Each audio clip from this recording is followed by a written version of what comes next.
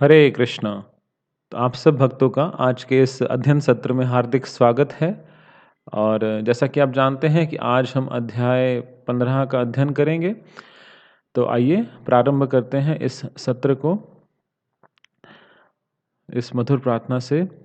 कृष्णा कृष्णा कृष्णा कृष्णा कृष्णा कृष्णा कृष्णा हे कृष्णा कृष्णा कृष्णा कृष्णा कृष्णा कृष्णा कृष्णा हे कृष्णा कृष्णा कृष्णा कृष्णा कृष्णा कृष्णा रक्षामां कृष्णा कृष्णा कृष्णा कृष्णा कृष्णा कृष्णा पाहि माम् राम राघव राम राघव राम राघव रक्षामां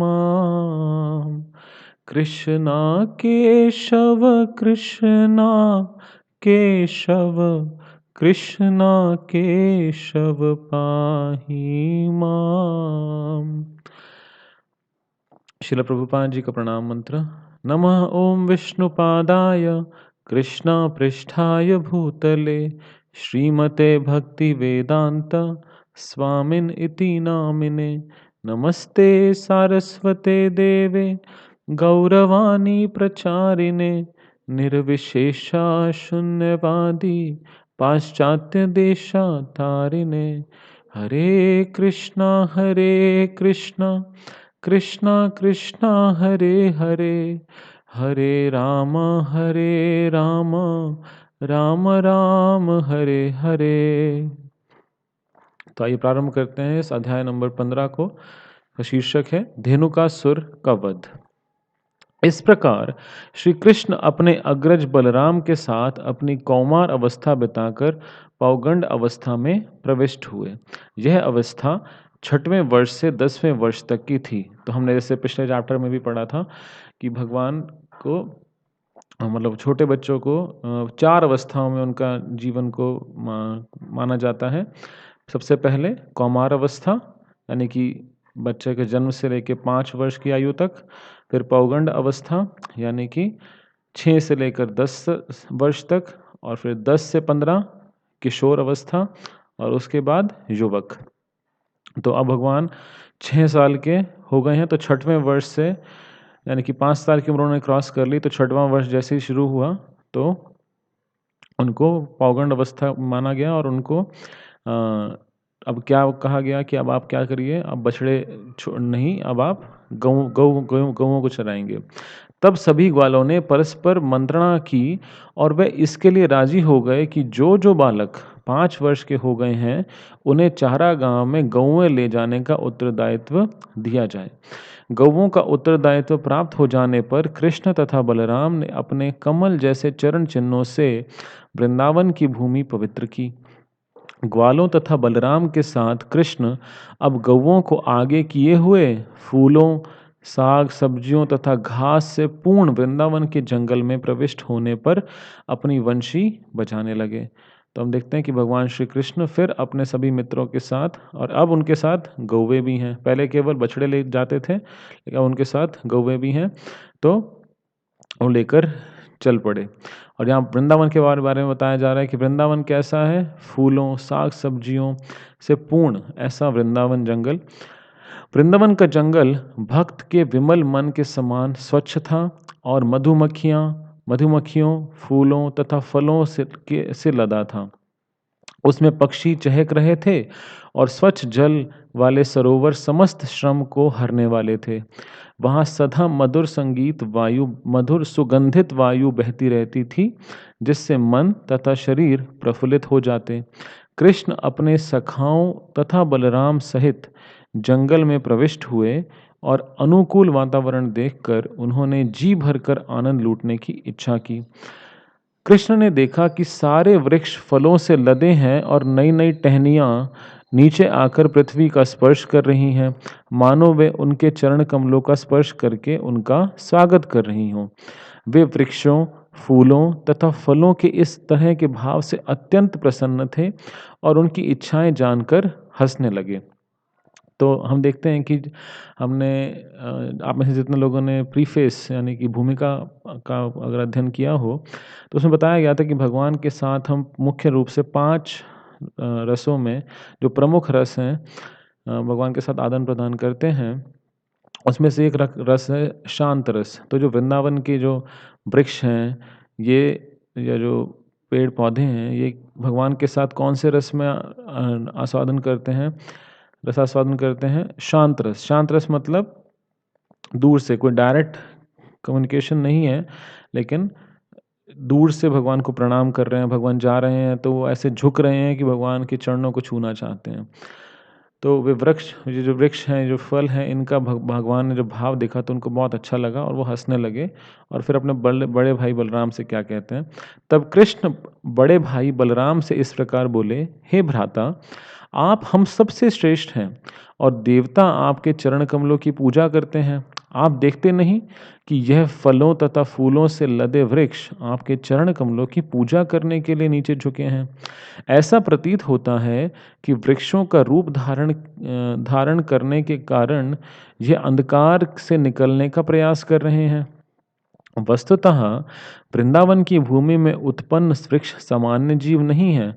अपने पूर्व जन्मों में निर्गुण दृष्टिकोण रखने के कारण इन्हें इस जड़ जीवन में रहना पड़ रहा है, किंतु अब इन्हें वृंदावन में आपके दर्शन का अवसर प्राप्त हुआ है और अब वे आपके सानिध्य के द्वारा आध्यात्मिक जीवन में आगे बढ़ने के लिए प्रार्थना कर रहे हैं। तो हम यहाँ देखते हैं कि बलराम जी को भगवान श्री कृष्ण एड्रेस कर रहे हैं, उनको बता रहे हैं, देखो बड़े भैया, दाऊ भैया, जितने वृक्ष हैं, ये सब क्या कर रहे हैं? ये सब आपको प्रणाम कर रहे हैं। क्यों? और इनको वृक्षों का जो शरीर है वो क्यों प्राप्त हुआ? क्योंकि पिछले जन्म में ये इम्पर्सननेस यानी कि जो मायावाद सिद्धांत है उससे अफेक्टेड थे या दृष्टिकोण उन्होंने रखा और इसलिए उनको ये अंधकार वाला जीवन यानी कि जो पेड़ों का जो जीवन है वो कैसा होता है? तमोगुण में होता है, जो पेड़ हैं। तो इसलिए उनको ऐसा जीवन प्राप्त हुआ, लेकिन अब वो आध्यात्मिक जीवन आगे बढ़ना चाहते हैं और आपसे प्रार्थना कर रहे हैं। तो समानतया तमोगुणी जीव वृक्ष का शरीर ग्रहण करते हैं। निर्विशेषवादी चिंतक उसी तमस में रहते हैं, किंतु आपकी उपस्थिति का पूरा पूरा लाभ उठाकर वे उसे समूल नष्ट कर देते हैं। मेरे विचार से जो भंवरे आपके चारों ओर गुनगुना रहे हैं, वे पूर्व जन्म में आपके भक्त रहे होंगे।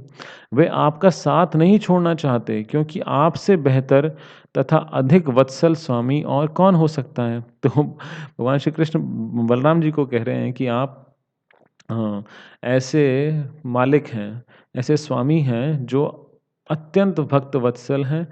तो इसलिए ये जो भंवरे हैं, ये आपके आस-पास भिनभिना रहे हैं, क्योंकि आपकी आपकी संगति छोड़ना ही नहीं चाहते। ये आपके पूर्व जन्म में आपके भक्त रहे होंगे, इसलिए आपके आस-पास भिनभिना रहे हैं।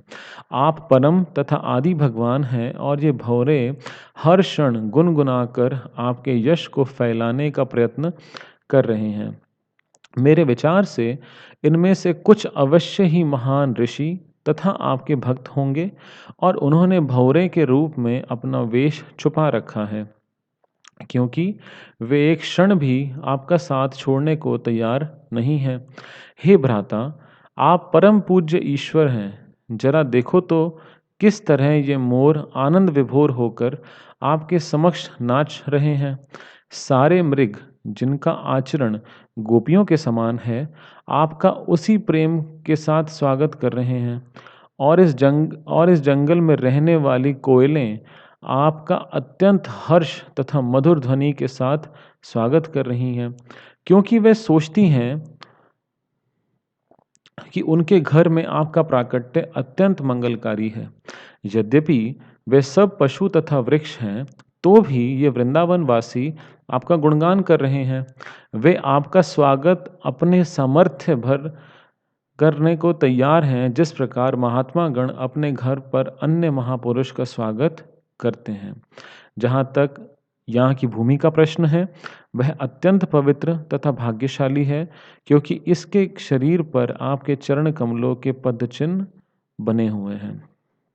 तो यहाँ पर भगवान बलराम जी से कह रहे हैं कि ये जो वृंदावन के जो वासी हैं, जो ये कोयल हैं या जितने भी वृक्ष हैं, जितने भी जानवर हैं, ये अत्यंत प्रसन्न हैं और ये क्या कर रहे हैं, ये आपका स्वागत कर रहे हैं अपने सामर्थ्य के अनुसार। तो जैसे किसी किसी के घर पर कोई महात्मागण आते हैं या जिनके अंदर दैवी गुण हैं, तो वो अपने सामर्थ्य to the best of their ability अपने सामर्थ्य से पूरा प्रयास करते हैं उनकी सेवा करने का। तो उसी प्रकार ये कह रहे हैं कि भगवान श्री कृष्ण बलराम जी से कह रहे हैं कि ये जो वृंदावन के वासी हैं, ये आपका स्वागत उसी प्रकार से कर रहे हैं, जैसे एक महात्मा किसी अन्य महापुरुष को अपने घर में उसका स्वागत करता है। इन वृंदावन वासियों के लिए स्वाभाविक है कि आप जैसे महापुरुष का इस प्रकार स्वागत करें। जड़ी बूटियां, लताएं तथा वृक्ष भी आपके पाद पद्मों का स्पर्श पाकर धन्य हैं और यह छोटे-छोटे पौधे अपनी टहनियों से आपकी उंगलियों के नख द्वारा छुए जाने के कारण कृतकृत्य हो गए हैं। पर्वत तथा नदियां भी अपने को धन्य मानती हैं, क्योंकि आप उनकी ओर देख रहे हैं। इन सबसे ऊपर ये व्रजांगनाएं या गोपियां हैं, जिनके सौंदर्य से मोहित होकर आप अपनी विशाल भुजाओं से उनका आलिंगन करते हैं।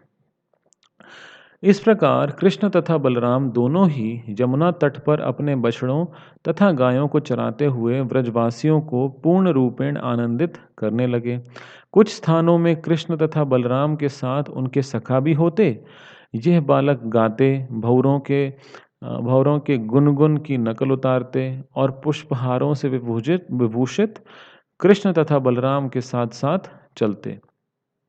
घूमते हुए यह बालक भी ये बालक कभी-कभी सरोवरों में तैरते, हंसों की बोलियां बोलते या जब वे किसी मोर को नाचते देखते, तो वे श्री कृष्ण के समक्ष उसका अनुसरण करते। कृष्ण भी अपनी गर्दन हिलाते हैं और नाचने का स्वांग भरते हुए अपने मित्रों को हंसा देते।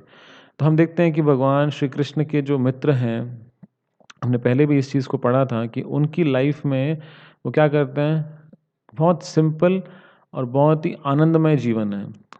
जैसे छोटे बच्चे बचपन से ही हम देखते हैं कि उनको बहुत प्रेशर आ जाता है एकदम से, इतना पढ़ाई करना है, इतना ये सब करना है। बट हम देखते हैं कि भगवान के जो दोस्त हैं, भगवान और स्वयं भगवान का जीवन एक ऐसा आनंदमय और anxiety free, tension free life है कि उनको हमेशा एक सेटल्ड लाइफ है, कुछ बहुत ज़्यादा एंग्जायटी नहीं है लाइफ में और वो बहुत खुशी-खुशी अपना जीवन आनंदमय रूप से व्यतीत कर रहे हैं। इस प्रकार कृष्ण तथा बलराम दोनों ही यमुना तट पर अपने बछड़ों तथा गायों को चराते हुए व्रजवासियों को पूर्ण रूपेण आनंदित करने लगे। कुछ स्थानों में कृष्ण तथा बलराम के साथ उनके सखा भी होते। ये बालक गाते, भौरों के गुनगुन की नकल उतारते और पुष्पहारों से विभूषित कृष्ण तथा बलराम के साथ-साथ चलते। घूमते हुए यह बालक कभी-कभी सरोवरों में तैरते, हंसों की बोलियां बोलते, तो जब वे किसी मोर को नाचते देखते, तो वे श्री कृष्ण के समक्ष उनका अनुकरण करते। कृष्ण भी अपनी गर्दन हिलाते और नाचने का स्वांग भरते हुए अपने मित्रों को हंसा देते। कृष्ण जिन गौओं को चराते थे, उनके अलग-अलग नाम थे और वे उन्हें दुलारवश पुकारते। कृष्ण को पुकारते सुनकर ये गौएं रंभाती हुई तुरंत दौड़ती और ग्वाल-बाल इस आदान-प्रदान भरपेट मजा लेते। इस विभिन्न प्रकार के पक्षियों की ध्वनि तरंगों का अनुकरण करते, जिनमें से चकोर, मोर, कोयल तथा भारद्वाज प्रमुख थे। कभी-कभी दुर्बल पशुओं को सिंह तथा चीते की आवाज़ सुनकर डर जाने के कारण दौड़ते देखकर कृष्ण तथा बलराम सहित सारे बालक भी उन पशुओं के पीछे-पीछे दौड़ पड़ते। तो हम देखते हैं कि यहाँ पर हमने पिछले चैप्टर में ऐसे पढ़ा था कि वृंदावन एक ऐसा स्थान है जहाँ पर सभी जानवर बहुत प्रेम पूर्वक रहते हैं, वो अपना हिंसक स्वभाव छोड़ देते हैं और सभी के साथ बहुत प्रेम पूर्वक रहते हैं। लेकिन यहाँ पे हम देख रहे हैं कि भगवान श्री कृष्ण इमिटेशन कर रहे हैं, यानी कि अनुकरण कर रहे हैं उन किन पशुओं का जो शेर चीतों की आवाज़ से सुनकर भागते थे। तो भगवान के मित्र और बलराम जी सभी उन पशुओं के पीछे-पीछे दौड़ पड़ते थे। कृष्ण जिन गौओं को चराते थे उन सब के नाम भी थे। तो भगवान श्री कृष्ण के जितने गौएँ थीं, उनके पास नंद महाराज के पास टोटल 9 लाख गायें थीं, तो सबके नाम थे और भगवान उनको अगर उनके नाम से पुकारते थे, तो वो वापस रिस्पॉन्स करती थी, रंभाती थीं। जब वे कुछ थक जाते तो बैठ जाते और बलराम कुछ आराम करने के लिए अपना सिर किसी बालक की गोद में रख देते और कृष्ण तुरंत आ जाते और बलराम के पांव दबाने लगते और कभी-कभी ताड़ का पंखा लेकर बलराम के ऊपर झलते, जिससे सुखद हवा निकलने पर उन्हें थकान से कुछ राहत मिलती। कभी-कभी बलराम के विश्राम करते समय बालक नाचते या गाते और कभी-कभी वह आपस में कुश्ती लड़ते या फिर कूदते-फांदते। जब बालक इस प्रकार व्यस्त होते, तो कृष्ण भी उनके साथ हो लेते और उनके हाथ पकड़कर उनकी संगति का लाभ उठाते या उनके कार्यों की प्रशंसा करके हँसते। तो हम यहाँ पर देखते हैं, एक बहुत ही सुंदर बात बताई जा रही है कि जब बलराम जी किसी वृक्ष के जाकर नीचे लेटते, तो भगवान श्री कृष्ण आके उनके चरण कमल दबाते। तो वैसे तो हम सब जानते हैं कि जो बलराम जी हैं, वो भी स्वयं भगवान हैं, वो विष्णु तत्व हैं और बलराम जी भगवान श्री कृष्ण जो हैं वो सेव्य भगवान हैं, यानी कि जिनकी सेवा की जाती है और बलराम जी सेवक भगवान हैं। भगवान बलराम जी जो हैं वो सेवक भगवान हैं, यानी कि जो सेवा करते हैं। तो इसी प्रकार हम यहाँ देखते हैं कि वास्तविकता में बलराम जी और श्री कृष्ण दोनों में कोई भेद नहीं है। श्रील प्रभुपाद जी कहते थे कि बलराम जी और कृष्ण में सिर्फ इतना ही अंतर है कि बलराम जी का जो रंग है वो सफ़ेद है, यानी कि गोरा है, और भगवान श्री कृष्ण का जो रंग है वो सांवला है। सिर्फ इतना ही अंतर है। Both are the supreme personality of godhead. और बलराम जी वैसे भी हमने पहले पढ़ा था कि वो भगवान श्री कृष्ण के सबसे प्रथम विस्तार हैं। तो इसलिए इस बात से हमें भ्रमित नहीं होना चाहिए। भगवान श्री कृष्ण भी अपने भक्तों की सेवा करते हैं और भक्त तो सदैव भगवान की सेवा करना चाहते हैं। जब बालक इस प्रकार व्यस्त होते तो कृष्ण भी उनके साथ हो लेते और उनके हाथ पकड़कर उनकी संगति का लाभ उठाते या उनके कार्यों की प्रशंसा करके हंसते। जब कृष्ण थक जाते तो वे किसी बड़े वृक्ष के नीचे या किसी ग्वालवाल की गोद को तकिया बनाकर लेट जाते। तब कुछ बालक आकर उनके पांव दबाते और कुछ पत्तियों से बनाए गए पंखों से हवा झलते। कुछ अधिक प्रतिभाशाली बालक उन्हें प्रसन्न करने के लिए मीठी तान में गाना गाते। इस तरह शीघ्र ही उनकी थकान दूर हो जाती। भगवान कृष्ण, जिनके पांव लक्ष्मी जी दबाती हैं, अपनी अंतरंगा शक्ति का विस्तार करके एक ग्रामीण बालक के रूप में प्रकट होकर ग्वाल बालों के साथ मिलकर उनका साथ देते। किंतु एक ग्रामीण बालक के भांति प्रकट होने के बावजूद ऐसे अवसर आते रहते जब वे अपने को श्री भगवान सिद्ध कर देते। तो भले ही देखने में बाह्य रूप से ऐसा लगता है, ब्रह्मा जी भी इसी से भ्रमित हो गए कि ये तो बहुत छोटा सा ग्रामीण सा बालक है, ये भगवान कैसे हो सकता है। लेकिन जब मौका आता था तो भगवान अपनी जो प्रभुता है उसको सिद्ध कर देते। कभी कभी लोग भगवान को अपने आप को भगवान बताकर अब अबोध लोगों को ठगते हैं। वे केवल ठग सकते हैं, ईश्वर की शक्ति का प्रदर्शन नहीं कर सकते। तो हम देखते हैं कि बहुत सारे ऐसे लोग इस दुनिया में आए हैं पूर्व में, इतिहास में, कि जो ऐसा क्लेम करते हैं कि हम भगवान हैं। तो श्रील प्रभुपाद जी कहते हैं कि वो सिर्फ मूर्खों को ठग सकते हैं, लेकिन कभी भी भगवान की शक्ति का प्रदर्शन नहीं कर सकते। जब श्री कृष्ण इस प्रकार अपने परम सौभाग्यशाली ग्वाल बालों के साथ अपनी अंतरंगा शक्ति का प्रदर्शन करते हुए अपनी दिव्य लीलाओं में व्यस्त थे, तो उन्हें अपनी ईश्वरीय अति मानवीय शक्ति को प्रकट करने का एक अन्य अवसर प्राप्त हुआ।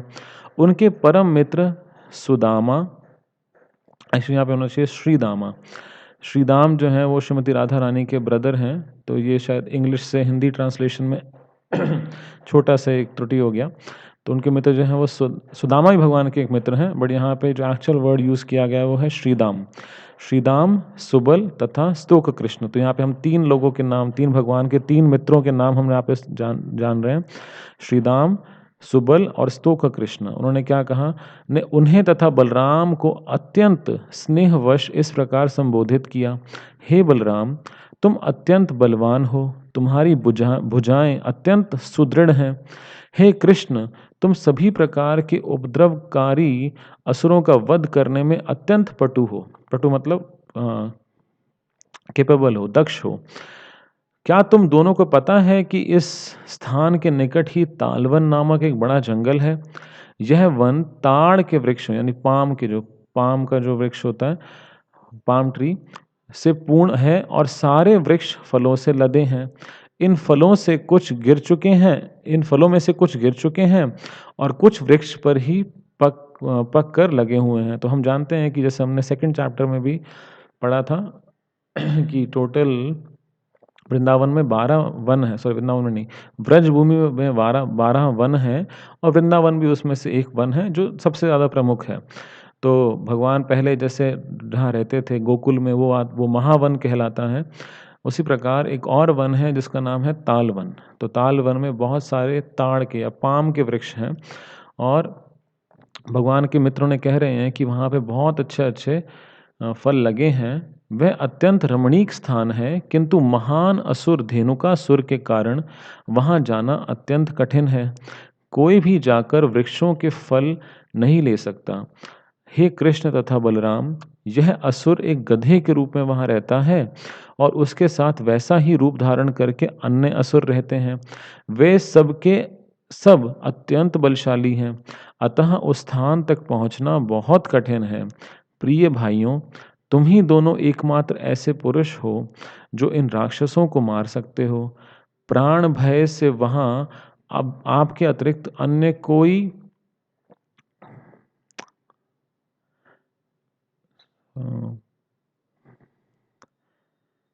नहीं जाता।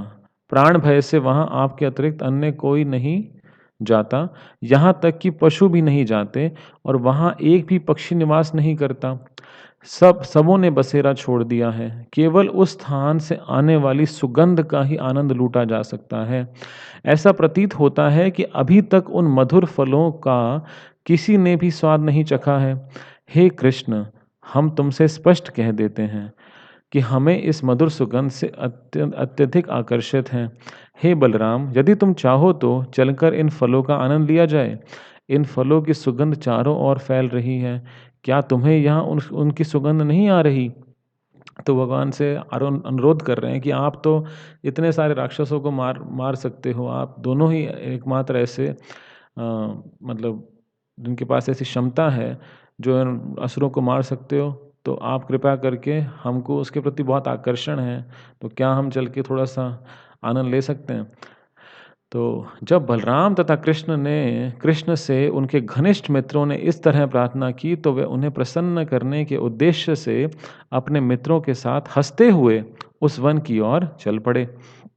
ताल वन में प्रवेश करते ही बलराम अपनी हाथी जैसी शक्ति को दिखाते हुए वृक्षों को हिलाने लगे। तो यहाँ हम देखते हैं कि जब उनके फ्रेंड्स ने रिक्वेस्ट किया तो बलराम जी ने एक पेड़ को पकड़ा और उसे जोर से हिलाया, अपनी इतनी बल की तरह, ऐसे कोई हाथी एक पेड़ को हिला देता है। तो हुआ फिर, इस झटके से सारे पके फल पृथ्वी पर आ गिरे।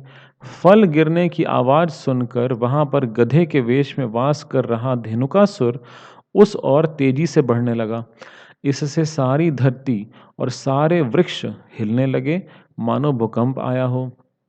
सर्वप्रथम यह असुर बलराम के समक्ष प्रकट हुआ और उनकी छाती पर अपनी पिछली टांगों से दुलत्ती मारी। बलराम पहले कुछ नहीं बोले, किंतु वह असुर पुनः अधिक बलपूर्वक तेजी से दुलत्ती मारने लगा। तो जैसे गधा दुलत्ती मारता है पीछे वाली टांगों से, तो बलराम जी ने जैसे ही वृक्ष को हिलाया तो धेनुकासुर भागता हुआ आया और उसने आके बलराम जी की छाती पर पहले जोर से दुलत्ती मारी, फिर एक और बार मारी। इस बार बलराम ने तुरंत ही अपने एक हाथ से उस गधे के पैर पकड़कर उसे चारों ओर घुमाकर वृक्ष की चोटी पर फेंक दिया। तो बलराम जी को एक हाथ से पकड़ी उसकी पिछली टांग, खूब घुमाया और एक वृक्ष में फेंक दिया। जब बलराम उसे घुमा रहे थे, तभी असुर के प्राण निकल गए। बलराम ने उसे सबसे ऊंचे ताड़ वृक्ष के ऊपर फेंका। इस असुर का शरीर इतना भारी था कि वह वृक्ष टूटकर अन्य वृक्षों पर गिरा, जिससे अनेक वृक्ष धराशायी हो गए। तो हम देखते हैं पीछे ये जो भगवान श्री कृष्ण जिसको घुमा रहे हैं, ये धेनुकासुर नहीं है, उनका कोई मित्र है। धेनुकासुर को बलराम जी ने ही मारा। हम देखते हैं कि ये फर्स्ट ऐसा डीमन है, पहला राक्षस है जिसको बलराम जी ने मारा। इससे पहले पूतना, दृणाव्रत, शक्टासुर, बकासुर, अघासुर, तो इन सबको भगवान श्री कृष्ण ने मारा था, लेकिन ये पहला राक्षस ऐसा था जिसको बलराम जी ने मारा। तो फिर भगवान ने, जब बलराम जी ने मारा उसको, तो यह जाके गिरा। ऐसा प्रतीत हुआ मानो इस वन में भारी अंधड़ आया हो और सारे वृक्ष एक एक करके गिर रहे हों। इस तरह कि असामान्य बल का प्रदर्शन विस्मयकारी नहीं है, क्योंकि बलराम अनंत शेषनाग के रूप में श्री भगवान है, जो अपने सहस्रों फनों पर समस्त लोकों को धारण किए हैं। यह संपूर्ण विराट जगत उनके द्वारा उसी प्रकार पालित है, जिस प्रकार ताना बाना कपड़े की बुनाई को धारण किए रहता है। जब यह असुर वृक्षों के ऊपर फेंक दिया गया, तो धेनुकासुर के सारे मित्र तथा सहयोगी एकत्र हो गए और उन्होंने अत्यंत वेग से बलराम तथा कृष्ण पर आक्रमण कर दिया। वे अपने मित्र की मृत्यु का प्रतिशोध लेने पर तुले थे। तो यहाँ हम देखते हैं कि इतने सारे वो गधे और आ गए और सारे के सारे गधों ने आके भगवान और कृष्ण और बलराम पे अटैक किया। किंतु कृष्ण तथा बलराम हर गधे की पिछली टांगे पकड़कर उसी प्रकार चारों ओर घुमा देते। इस प्रकार उन सबों को मारकर वृक्षों के ऊपर फेंक दिया। तो गधों के शवों के कारण अत्यंत अद्भुत दृश्य हो गया। ऐसा प्रतीत हो रहा था कि मानो विविध रंगों के बादल वृक्षों के ऊपर एकत्र हो रहे हों। इस महान घटना को सुनकर देवतागण स्वर्ग लोक से कृष्ण तथा बलराम पर पुष्पों की वर्षा करने लगे और दुदुंदुभियां बजाकर स्तुतियां करने लगे। तो इस प्रकार बलराम जी ने और भगवान श्री कृष्ण ने इन सभी को मार दिया। धेनुकासुर के वध के कुछ दिनों बाद लोग तालवन जा जाकर फल एकत्र करने लगे और पशु भी निर्भय हो वहाँ उगी सुंदर घास चरने के लिए आने लगे। तो जब वहाँ सारे राक्षस मर गए, तो फिर तालवन सबके लिए एक सुखमय स्थान बन गया। सब लोग वहाँ पे आने लगे। कृष्ण तथा बलराम के इन दिव्य कार्यों तथा लीलाओं को मात्र सुनकर या उनका कीर्तन करके मनुष्य पुण्य अर्जित कर सकता है। तो केवल इसको सुनने मात्र से, उसको पढ़ने से, उसका कीर्तन करने से व्यक्ति पुण्य अर्जित कर सकता है। जब कृष्ण, बलराम तथा उनके साथियों ने वृंदावन ग्राम में प्रवेश किया, तो उन्होंने बांसुरी बजाई और बालकों ने वन में उनके असाधारण कार्यों की प्रशंसा की। उनके मुखमंडल तिलक से सुशोभित थे और गौओं की चरण रज से धूसरित थे। कृष्ण के सर पर मोर पंख शोभायमान थे। बलराम तथा कृष्ण दोनों ने वंशी बजाई और तरुण गोपिकाएं, तो एक है वृद्ध गोपिकाएं या वयोवृद्ध गोपिकाएं, और एक है तरुण गोपिकाएं जो यंगर गोपीज हैं। तो उन्होंने क्या देखा, भगवान श्री कृष्ण को घर लौटते देखकर ललायित हो उठी, बहुत खुश हुई। वे कृष्ण की अनुपस्थिति के कारण अत्यंत खिन्न रहती थीं, क्योंकि कृष्ण सबकी आंखों के तारे थे। तो भगवान श्री कृष्ण जब चले जाते थे वृंदावन में अपने गौओं बछड़ों को चराने के लिए, तो फिर उनको बहुत दुख होता था। वो पूरे दिन भगवान से उनको विरह महसूस होता था। लेकिन भगवान जब वापस आते थे तो गोपियाँ बहुत प्रसन्न होती थीं। तो सारे दिन वह वन में रहते या चारागाह में गौएं चराते, कृष्ण का वे चिंतन करती रहती।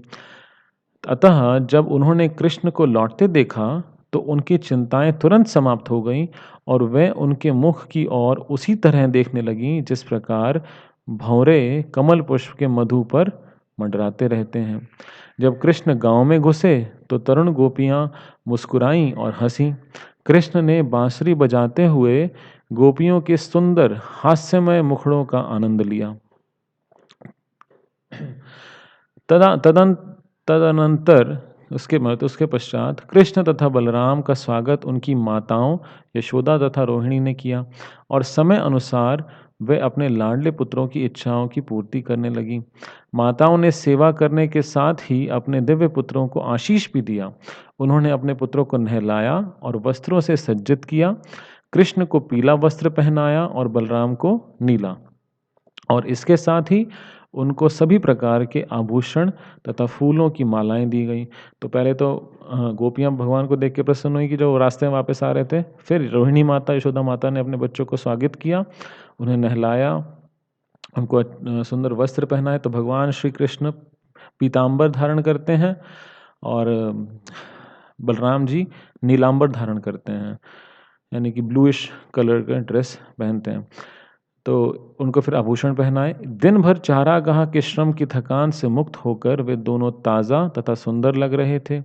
उनकी माताओं ने उन्हें स्वादिष्ट भोजन दिया और उन्होंने बड़े चाव से सब व्यंजन खाए। तो फिर वापस आके उन्होंने अपना डिनर लिया। फिर वे स्वच्छ बिस्तर पर बैठाकर माताएं उनके कार्यकलापों के संबंधित गीत गाने लगीं। तो देखिए, वृंदावन के जितने लोग हैं, उनकी पूरे जीवन का जो केंद्र बिंदु है वो भगवान श्री कृष्ण है। तो पूरा दिन वो भगवान के बारे में चिंतन करते रहते हैं और भगवान श्री कृष्ण जब वापस आते हैं तो उन्हीं के ही संबंधित गीत भी गाते हैं। ज्यों ही वे बिस्तर पर लेटे कि उन्हें प्रगाढ़ निद्रा आ गई। तो जैसे ही वो लेटे तो उनको निद्रा आ गई, कोई टेंशन नहीं, कोई स्लीपिंग पिल की आवश्यकता नहीं थी उन्हें। इस प्रकार कृष्ण तथा बलराम ग्वालों के रूप में वृंदावन के जीवन का आनंद भोगते रहे। कभी कभी कृष्ण अपने बाल सखाओं तथा बलराम के साथ यमुना तट पर गौवें चराने जाते और कभी अकेले जाते। मतलब कभी बलराम जी साथ जाते थे, कभी नहीं जाते थे, फिर सब भगवान श्री कृष्ण अपने मित्रों के साथ चले जाते थे। धीरे धीरे ग्रीष्म ऋतु का आगमन हुआ और एक दिन जब सारे बालक तथा खेत में चरती गौएं अत्यंत प्यासी हुईं, तो वे जाकर जमुना जल पीने लगे। किंतु नदी का जल कालिया नामक विशाल सर्प के विष से जहरीला हो चुका था। किंतु चूंकि पानी इतना जहरीला था, अतः सारी गौएं तथा बालक जल पीते ही तुरंत प्रभावित हो गए। वे सब अचानक जमीन पर गिर पड़े और मृत जैसे लगने लगे। तब समस्त प्राणों के प्राण कृष्ण ने उन सब पर अपनी कृपा दृष्टि डाली, जिससे सारे बालकों तथा गौओं में पुनः चेतना आ गई और वे सब एक दूसरे को अत्यंत विस्मय पूर्वक देखने लगे। वे समझ गए कि यमुना का जल पीने से वे मृत हो गए थे, परंतु कृष्ण के कृपा कटाक्ष से वे सब जीवित हुए हैं। तो हम यहाँ देखते हैं कि भगवान की मित्र और जितनी गौएं थी, उन्होंने जैसे ही पानी पिया तो कालिया नामक एक सर्प, क्योंकि यमुना के एक लेक में था, तो उससे पूरा जल विषैला हो गया था। और क्या हुआ, वो सब ऐसा लगा कि वो प्रभावित हुए और मर गए। लेकिन जब भगवान श्री कृष्ण ने अपने कृपा कटाक्ष, अपनी अपनी दृष्टि उन पर डाली, तो वो सब पुनः जीवित हो गए और वो समझ गए कि भगवान श्री कृष्ण ने ही उनको जीवित किया है। इस प्रकार उन सबों ने योगेश्वर कृष्ण की योग शक्ति की प्रशंसा की। इस प्रकार लीला पुरुषोत्तम भगवान श्री कृष्ण के अंतर्गत धेनुकासुर का वध नामक 15वें अध्याय का भक्ति वेदांत तात्पर्य पूर्ण हुआ। तो हम अब अगले चैप्टर में कालिया की इस पूरी लीला को पढ़ेंगे कि कालिया वहाँ क्यों रहता था और उसके पीछे क्या कारण था, वो क्यों, भगवान ने उसे क्यों छोड़ दिया, कालिया को भगवान ने मारा नहीं, क्यों छोड़ दिया। तो उस लीला को पूरा हम पढ़ेंगे चैप्टर नंबर 16 में। तो कल हमारा जो टेस्ट है वो होगा 8:30 बजे, और आप सबसे अनुरोध है कि आप प्रयास करिए कि जो एग्ज़ाम जिस समय पर हो रहा है, बेस्ट यही है कि आप उसे उसी समय पर दीजिए। बट फिर भी अगर आप नहीं दे पाते हैं किसी कारणवश, किसी जेन्युइन रीज़न के कारण, तो फिर आप रिक्वेस्ट दे सकते हैं। ठीक है? तो आज के इस अध्ययन सत्र को हम यहीं पर विराम देंगे। आप सबका बहुत बहुत धन्यवाद। श्रील प्रभुपाद की जय, अनंत कोटि वैष्णव वृंद की जय, निताय गौर प्रेमानंदे।